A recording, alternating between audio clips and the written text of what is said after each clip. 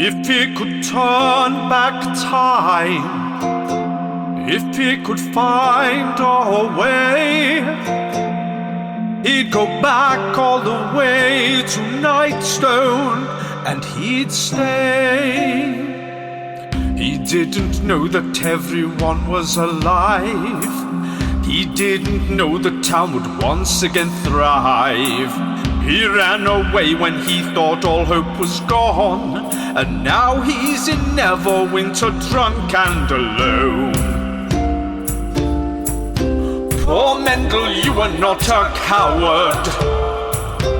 You thought you had no other choice. You drowned your memories with booze. But Mendel, if you could turn back time, if you could find a way, you'd go back all the way to Nightstone and you'd stay. A chance to get a life on track, but also aid our plan. We need an inroad with the gods, and we found just the man. Mendel Sand's a long-lost friend, can be a hero once again. Adventure continues. I'm not sure what help you think I can be. I mean, I'll do anything I can, but if you're looking for me to be a way in with the guards, it's not really where I am right now. Mendel, it sounds like you're ready to stop running.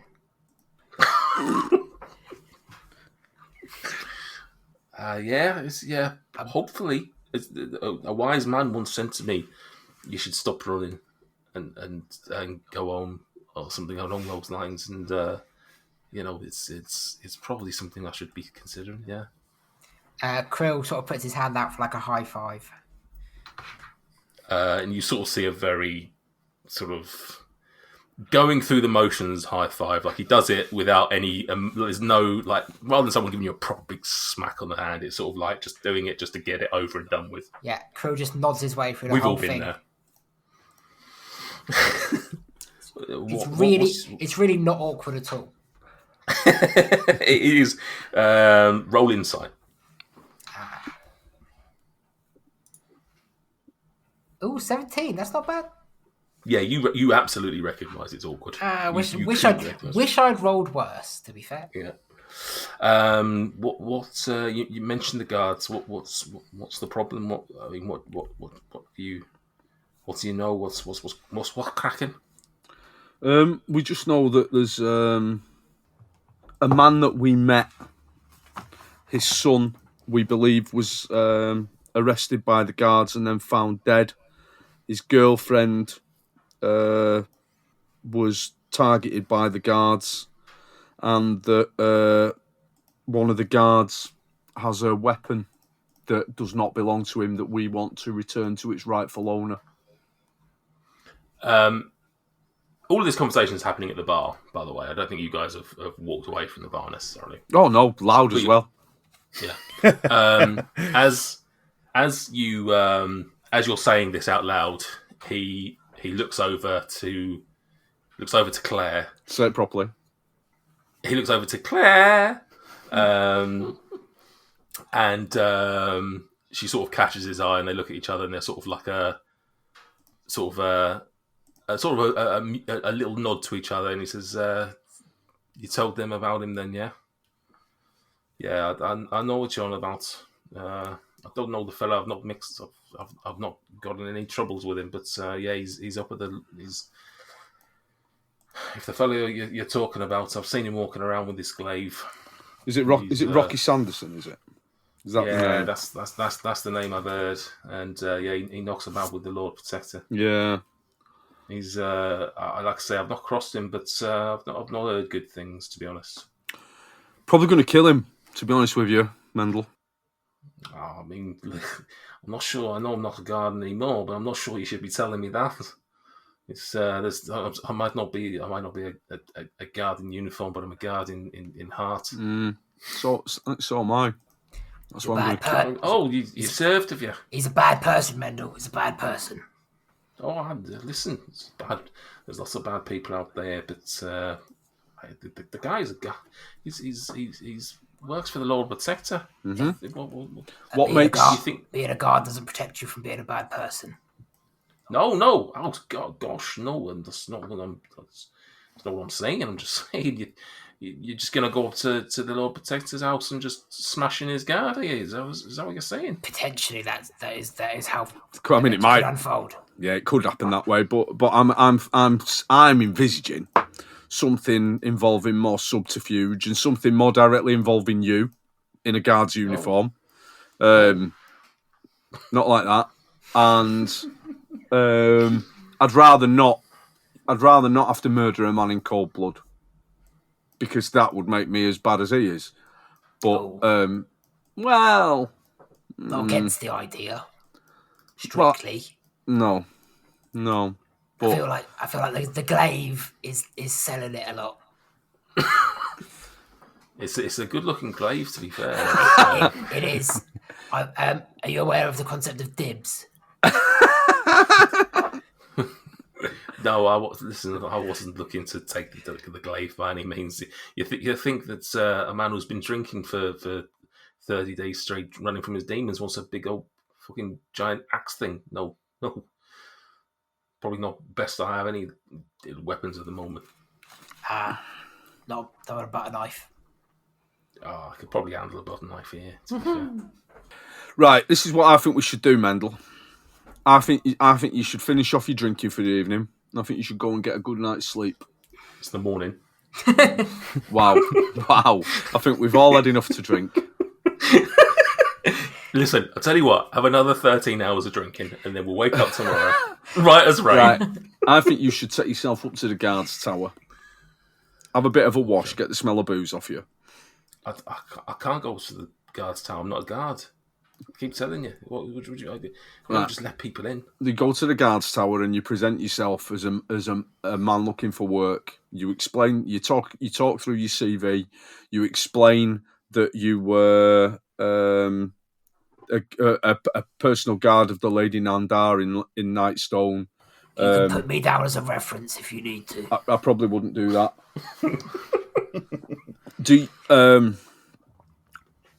You can. I'm sure they wouldn't ask. I mean, if you've got. You hold yourself like a guard. When I say you hold yourself, no, not you can stop touching yourself now, Mendel. You hold yourself like a guard. Okay. And I think it would, regardless of our plan or not, I think it would do you the world of good in the short term to have something more healthy to do rather than just drinking. Okay, I'll do this. And as we know, that's just how guards get jobs. I just walk up, say, I used to be a guard somewhere else. They'll give me the uniform, and then that's it. We're done by the end of the day. We're back by tea time. Oh, that's good. I thought it was a bit of a long shot, but if you think it's that easy. No, that was all Nathan sarcasm. That wasn't Mendel. Okay. Don't be facetious, Mendel. I know that it's not as simple as you just rock up and you go, "Oh, hello, I'm a guard," and they give you the uniform and you set up. But places and cities are always looking for trained men who can perform civic duties. Yeah. Oh, I like it. Nice idea. Okay. He says, listen, I wasn't expecting any of this. Obviously, I wasn't expecting to see your face. I wasn't expecting any of this news. I'll do what I can. Like I say, it's been a while since I've thought of even doing anything like that. So I'll do my best to try and sell myself and not like that, but I'll to do my best to try and get on side with the guards and see what I can do. And then all any information, any inside knowledge, anything that you could give us about, the movements, the routines of these people, or ways and means where we could, in an ideal situation, what we'd like to do is we'd like to liberate the glaive from this Rocky Sanderson, which is like an unnecessarily masculine name for a third-rate NPC. And that's the real tragedy here. In an ideal world, we'd like to liberate the glaive from him in a non-violent way and return it to Lord Zymorthan by way of like a kind of really long roundabout way where Krill beheads some giants with it first. Puts his own signature on it. Yeah. But, eventually taking it back to Zymorthan Hall and hanging it up above the fireplace where it belongs. We'll do that in like the post credits of the whole campaign. Oh yeah, like when we take the giant heads back to Gelrin. Yeah. That's not an episode thing. Yeah. Well, okay. Well, right then. Are you staying here then? I've not thought that far ahead, to be honest. I think you booked rooms here for today. I think you had booked some rooms for I think she was getting you keys at this point, actually, when Mendel gave the thing. Yeah. So I think you've booked one night here. I don't think you've booked any more than that at the moment. But it's still the morning, so this is awkward. He says, so if you're staying here, then I'll tell you what. I mean, like I say, joking aside, I can't. It's unlikely that anything's going to happen today. To be honest, I can go there today, but it's unlikely that I'm just going to be sworn in today. So probably at best, I'm going to have to see you tomorrow, and then we can go up to the. If I get everything, I can get what information I can get for you, and then we can go up to the Lord Protector's house or something together. Yeah, sounds good, that, Mendel. Okay. You look after yourself, yeah? I'll do my best. Sometimes I do my best. And he walks out, and just as sort of the door's shutting behind him, you sort of see him stopping on outside the inn, and you can sort of just see his shoulders just sort of like move as like he's just taking this big like breath of like, and then you sort of see him walking off, and the door shuts behind him. And that, Quinch, is how you stop a man from drinking. I feel like we should have probably told him our names. Well, he's got your name. And he might have picked up Quinch's when we're more than just me, voice in the sky. I feel like it's probably best we didn't. This way, plausible deniability if anything goes wrong. I'm fucked.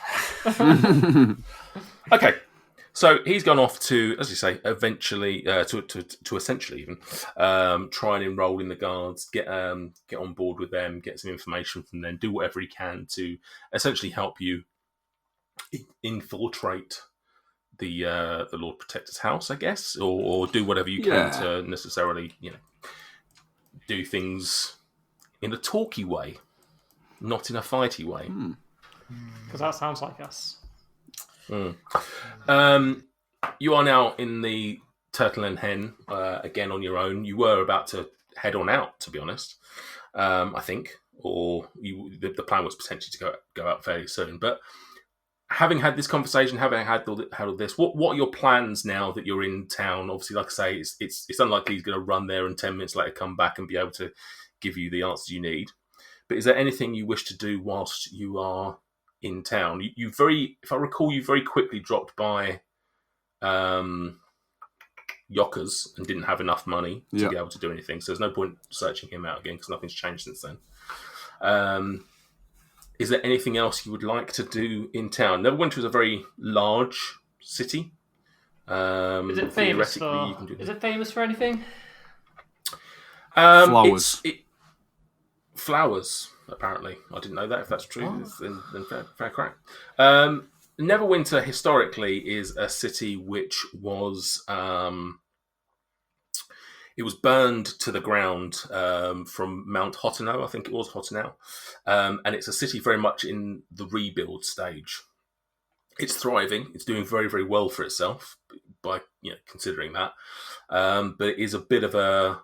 It's a city of sort of second chances. It's a city of people trying to rebuild. I'm sure there's plenty of places you could head off to if you wanted to. I have nothing planned, but we could find some places if you wanted to do it, or we can somewhat Benny Hill to the next day if there's nothing you want to particularly be doing while you're here. Whether you want to take just a little walk around city, up to you. So, I mean, I'm probably happy to Benny Hill it. There's a few things I'd like to tick off, but there's no urgency to them. What's on your tick-off list out of interest? So I'm trying to craft this helmet thing, but it's taken a long time. So if we're going to be here for a little while, I might try and drop it off somewhere and see if they can get it done any quicker. Okay. Okay, we can sort of not role play it, but necessarily. But you in your time, let's say on this day, let's say it's about 10, 11 o'clock in the morning after all this has been done. You've got up to your rooms. You've potentially dropped off some stuff, or freshened up for the day, and you've taken a little walk around. You've just had a little walk around Neverwinter. You've got nothing else to do really, aside from wait for Mendel to come back and find you. You eventually find some sort of seamstress, I guess, would probably be the best thing for what you're trying to do. Yeah. And you talk them through what you're trying to do, which is remind me exactly what it is you're actually trying to achieve. So I've got this, I think it's a dread helm that makes your eyes glow red and all stuff when you wear it. But it doesn't really suit the Krill aesthetic. So I've obviously got the bear skin that I collected a while back that I've been cleaning up. And I think it's in a fairly clean state now.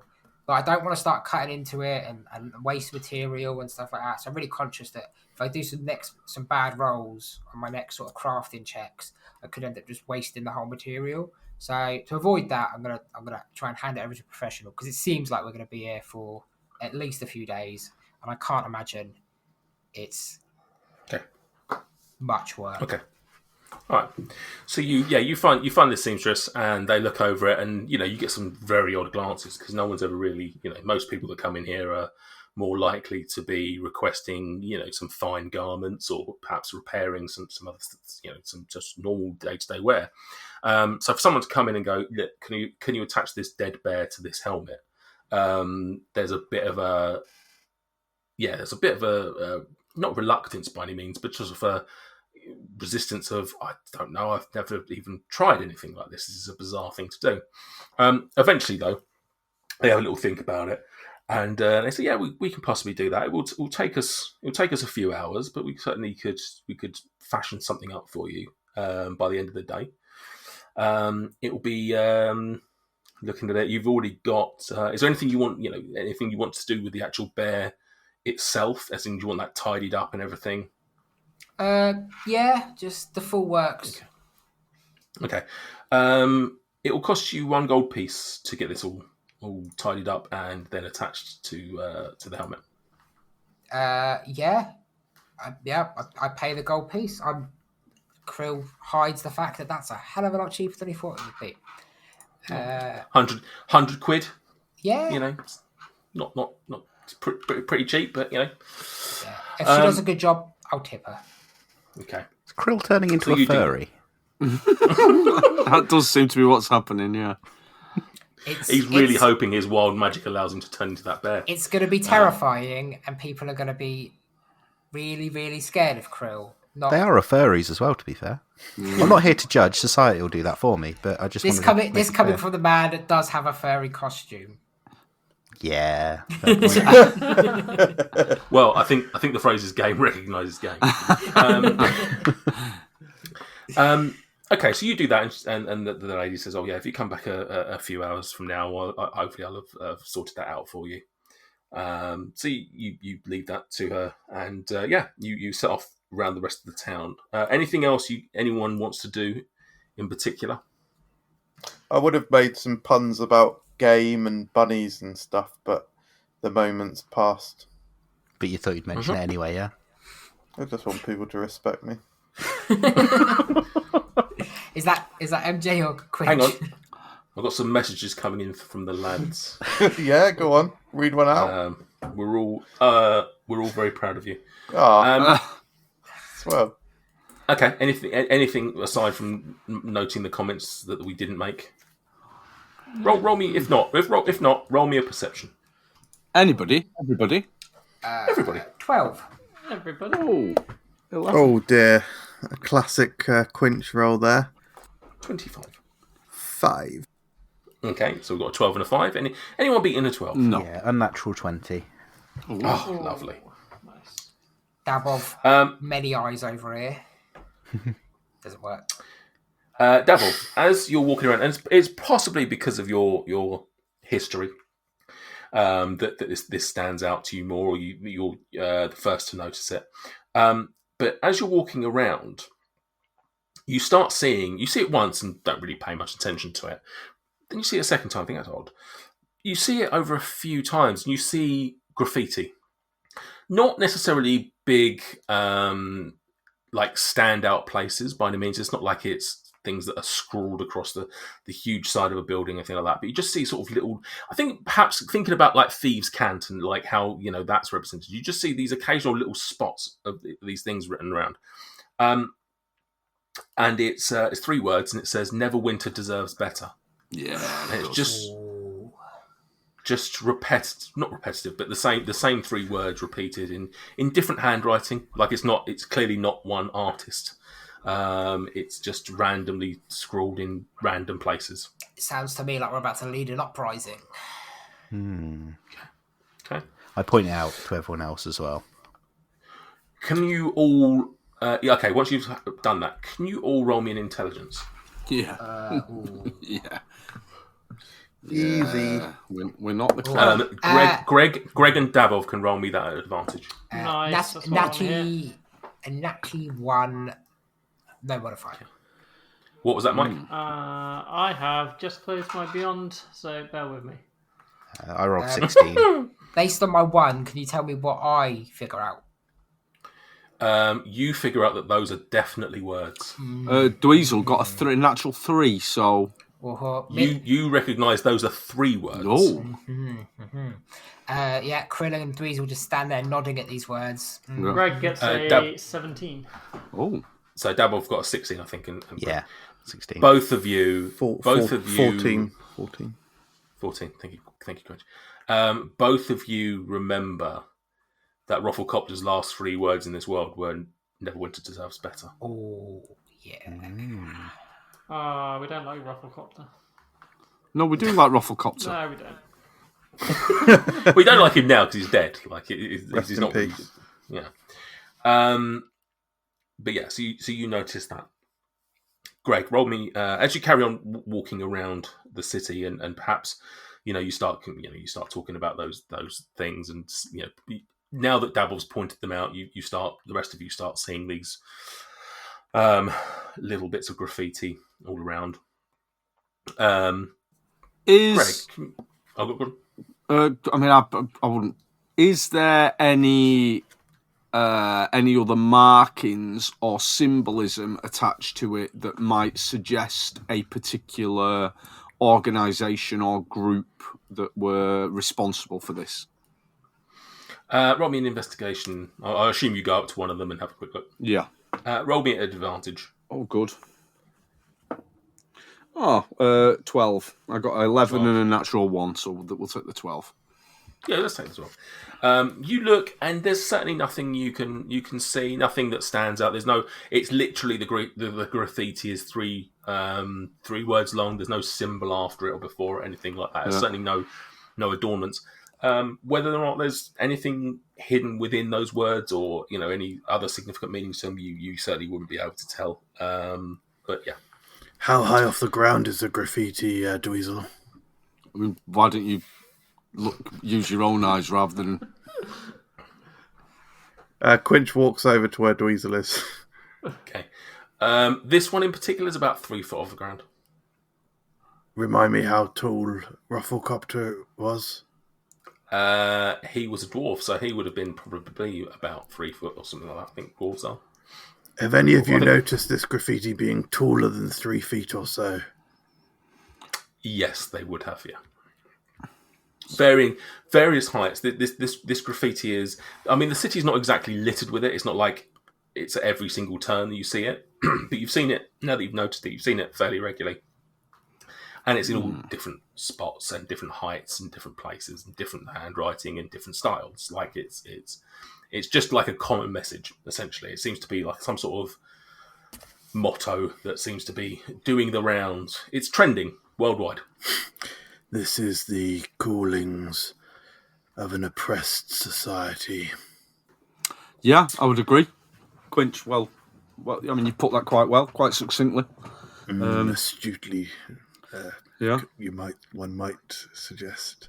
Have you been reading the dictionary at bedtime? Quinch notices that the Dogs of Love is just poking out of his pocket, and he tucks it away a bit more. How big are your pockets? That's a big book.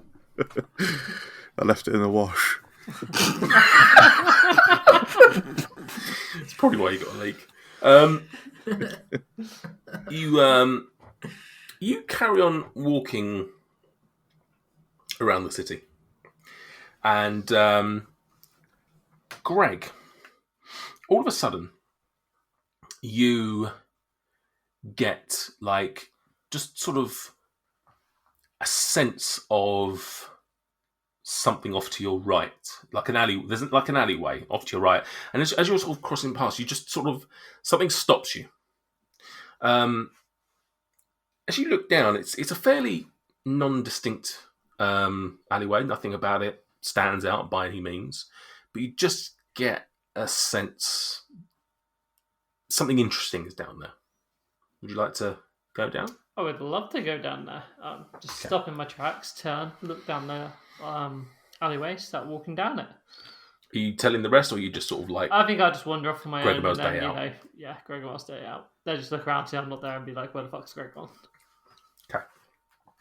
You head down the alleyway, and yeah, again, as you're walking down 10 foot, 20 foot, nothing standing out, and you're just like, why am I being drawn down here? This is weird. There's nothing here. You're looking around. There's just this alleyway between these two buildings. You carry on walking, and eventually, when you get about 50 foot down, you notice that there's just like a little sort of there's a hole in a wall, like something's been, as in it's not eroded, but like the stonework has gone in on itself. Like there's just like this little sort of like probably about 2-3 foot high like hole in the wall off the ground. You can, again, you're just getting drawn to this. I don't know what you've heard, but Greg does not use glory holes.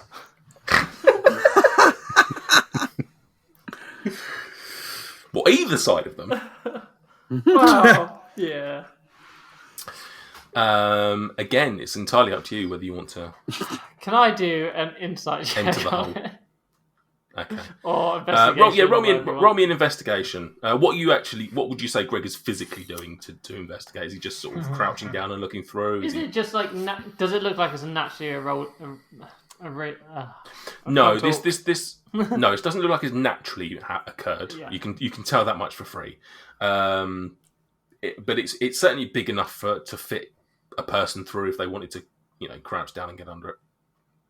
Okay, so yeah, I think I would crouch down and have a look into it. Okay, you crouch down and have a look in, and it's quite dark inside. You can't really see much in there, but you still get this sense of something a bit odd. Not odd, but just something. Yeah. We send Vin through Daboff. Well, Greg's on his own. Yeah, I'm Oh, on my yeah. own. Greg's wandered off on his Unless own. any of you guys have spotted that I'm not there. No, you've made your bed, now lie in it. Alright, screw it. Fold up a paper boat and send that down there. Oh, nice. Hiya, Greggy. Can we not? That is actually unsettling me a bit. I'm just going to Don't crawl make down me it. upset Let's do it. We're going down the Okay. hole. Oh Christ! Okay, can you make me a Constitution saving throw, please? Oh, dear. You, old man Greg gets down on his knees and shuffles head first, feet first. You going I in think backwards? I'd be, just crawling down on my knees, so face first. Okay. You managed to do so. And as you get through to the other side, you can see some of the bricks that have fallen away from this hole. You can sort of see where it's caved in on itself or something like that. There's still no signs as to what's done this, whether this is man-made or any other, whether this is an accident or anything like that. Can I You get through. do an Arcana check? You can. Roll me an Arcana check. Just see if I know if anything's drawing me in. It's a 15. Okay, so you do that, and yeah, you get nothing aside from the magic items that you may have. You get no sense of any significant magic within your area. Okay. But you still have this weird sense of feeling right in here. It's pretty dark in here, but you can just about you can sort of make out some shapes, but nothing significant. What you're standing in, though, what you do get a sense of is a building or a room that's got some windows that have been boarded up. So that's why you're not getting much light. You're getting tiny little thin light, streaks of light coming in, but nothing enough to light up the room. But you can sort of sense that there's a lot of brickwork around on the ground where perhaps some other stuff's fallen in from the ceiling. And you can just make out in the middle of this room just something that's standing. It's probably about 4 foot high, but you can't really, from where you are, make out what it is without going any further. I mean, I'm intrigued enough to go forwards, I think, to see what it is. Okay. You step forward. It's probably about 20 foot ahead of you, and you get up to it. And once you get here, roll me a religious check at advantage, please. It's going to be an 18. An 18. As you get up to it, you still can't make out a lot of the details, but what you can make out is enough for you to recognise this as being a font of Boghob, very similar to what you would have seen way back as a teenager that got you into this trouble in the first place. This is something that you drank of before. There was just a tiny little bit of fluid back then, and you sipped from it, and you were managed to see, you had a vision of Boghob coming to you, and he sent you through time, so to speak.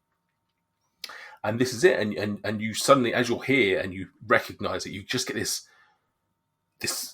sense of calmness and serenity wash over you. This is the first time since you've remembered your past that you've had like any connection to Boghob. There was that one moment where you burnt the wand back in the caves, albeit by accident, possibly. But you got a similar sense of serenity to what you're feeling right now, and it just emboldens you, and you sort of remember just that feeling again of what you saw after your father had died, the journey that you'd gone on to try and seek all of this, it just gives you just a little boost for the day. So for the rest of the day, any checks that you'd be doing will be +2. Ooh, nice. Wow. Just checks, not attacks or anything like that, but just checks. Just out of interest, have I been in this place before? Like, do I recognise it as somewhere familiar? It's quite dark, so you can't really see. But I don't think Greg's Neverwinter. Obviously, his memories and stuff like that are a bit muddled. But I don't think he was from this far north. Mm-hmm. So you probably don't necessarily get a sense of it. But you just find this. You probably know enough with your religion check to remember that Boghob was a little bit of a forgotten deity. He's not necessarily one of the big names, one of the big hitters that people. That's why when you sought out his temple before, it was abandoned. It was someone who'd somewhat been forgotten. And you've got a similar sense here. You don't know how long this has been here. Perhaps this was here before the Mount Hoteno eruption, or maybe it's been built since, and just again, no one's really attended to it. But either way, you felt drawn to this place, and it sort of, as I say, it gives you that sort of message of goodwill that Boghob is looking over you and wishing you well. All right. Can I make my way back to the rest of the party the way I came? But as I go, can I kind of like drop coffee beans behind me so I can find this place again if I want to find it again? Yeah, lovely. Yeah, absolutely. Yeah. One of the magic beans, the magic coffee beans that explode and shit like that. Yeah, that's the one. I'm just going to use those 5. Doesn't matter. I dropped one of the coffee beans and everything erupts. Okay, Nice. you do that. You make your way back out through the alleyway and you get into the thing. And obviously, you've been distanced from them for a good minute or two, probably. And you're sort of looking around for them. The other 4 of you, while this is happening, if you can roll me a perception. Ooh. Oh God. Natty 20. Natty 1 straight into the natty 20. 13. Krill. I would say, unless anyone gets a natural 20, Krill is quite easily the first one to notice that Greg has gone missing. And that in itself took about 30 seconds or so. And whilst you're looking around, you're in a fairly open place where you are. And you just start looking around. You're not panicked by any means. You start looking around. And it's another 30 seconds or so, and you see Greg shambling out of the alleyway. In those few seconds, Krill's obviously had a little bit of a panic. He like you said, it's a fairly bustling city. I'm assuming there was people. Was there people around? Absolutely. So never I've caused a bit of a scene. I've sort of pushed people out the way, I've seen a guy walking away in a little brown robe, and I've gone after him and thought it's Greg. I've tapped him on the shoulder. He's turned around. It's not him. The problem was he was 2 inches too small. So yeah, that was the problem. And then eventually, like you say, I see Greg. Okay, yeah. So Greg, you're reunited with the group. Nice. Do you do anything? Do you tell them, or just sort of? I'm sorry, chaps. I saw a sign saying world's best tiramisu, so I had to go and investigate. But when I got down there, it turned out they were panna cottas. It wasn't tiramisu at all. Absolutely ridiculous, I tell you. What's a panna? What did you say? Panna cotta. What's panna cotta? Well, it's a delicate vanilla dessert with fresh strawberries. You can normally flavour the panna cotta to be different flavours. It's made with gelatine and it's put into a mould. It's very complicated.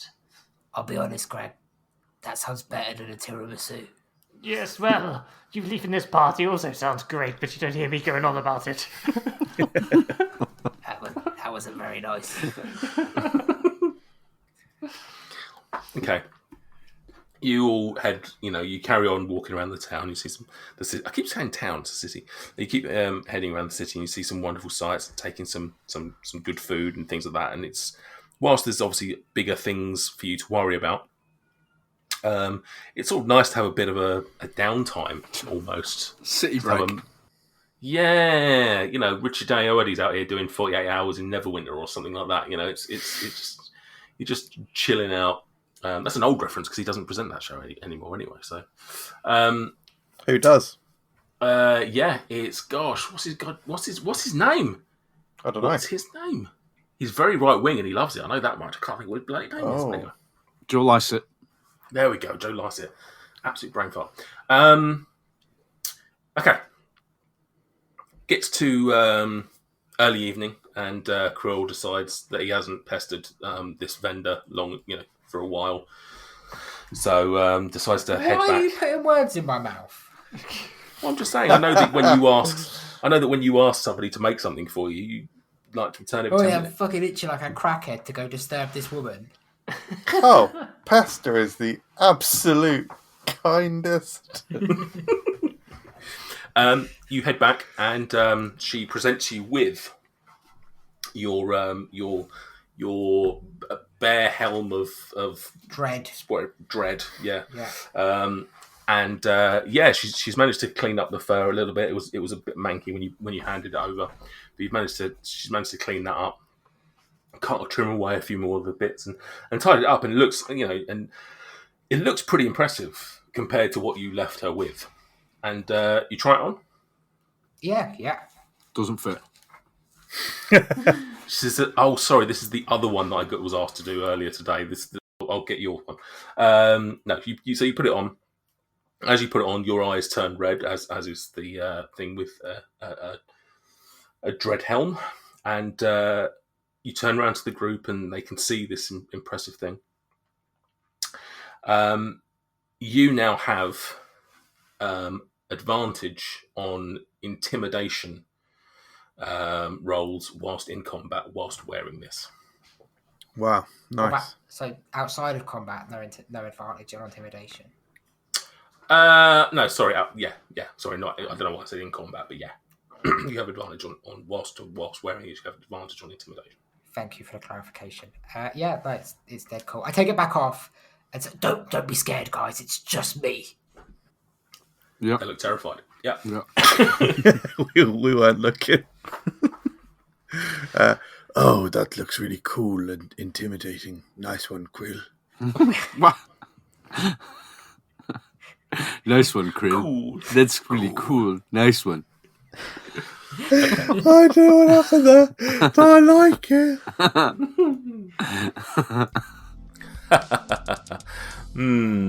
What an exceptional episode of Dice and Desire that was. I can't decide if my favourite part was when Quinch said the inappropriate thing, Dweezil scolded them all for being silly billies, or Greg just didn't know what was going on. Great stuff. Anyway, thanks for listening, and if you've enjoyed this, why don't you come and find us on social media, where you can interact with us on a daily basis and share some of your favourite parts. Or you can tell some friends and family, hopefully they listen, and that will help our visibility and even more people will find us. Or, finally, if you have any spare change that Krill doesn't know about, and you want to support us financially, no pressure, then why don't you head on over to Ko-fi and you can do just that. Right, I'm off. But, like Daboff, I will see you in a few days, whether you like it or not. Ciao!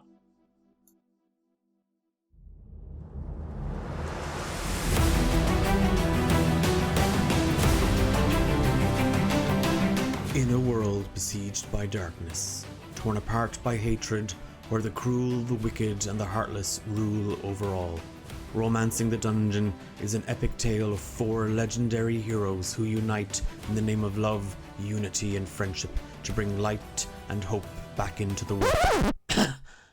Are you serious? Those 4 wouldn't know what love is even if it was tattooed on their asses. You got the wrong show if you think these 4 are love experts. I'm the only love expert you need, so we're doing this my way.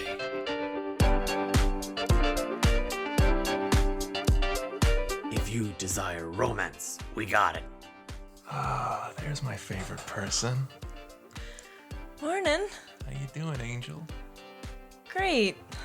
Come here, and I sort of get in real close, and I like lips sort of purse, but I flutter my lips and give a little like. And if you love drama, we got that too. I need you to find and kill Eugenia Flatstone. I need her heart. Okay, well we haven't, I think it's been a while since we've done the heart thing. How am I supposed to get that to you? Because I don't think walking around with an old lady's heart is gonna go well for me, personally. If action is your passion, well, there's plenty of that as well. For my bonus action, I'm going to use Blessing of the Raven Queen to go behind the other guy. Okay. And basically come up behind him with a dagger to his neck to get him to stop. God damn. What the fuck happened to you in the woods? Join Thane, Thea, Nate, and Hephaestus as they put their hearts and my reputation on the line in a race to rescue an eccentric bride from the clutches of evil, battle against the insatiable forces of darkness, and try not to die along the way, I suppose. I start taking my clothes off. Okay. And I take a blanket from the bed, and I wrap it around me, and I start following the steps, and I go, I'm a greasy little peanut. I'm a greasy little peanut. I'm a greasy little peanut. Oh, for the love of... I don't even know why I bother. Romancing the Dungeon, a softcore D&D podcast about 4 heroes on a quest for true love and discovering what that really means for them. Available wherever good podcasts are found. Good podcasts? Well, that's blatant false advertising.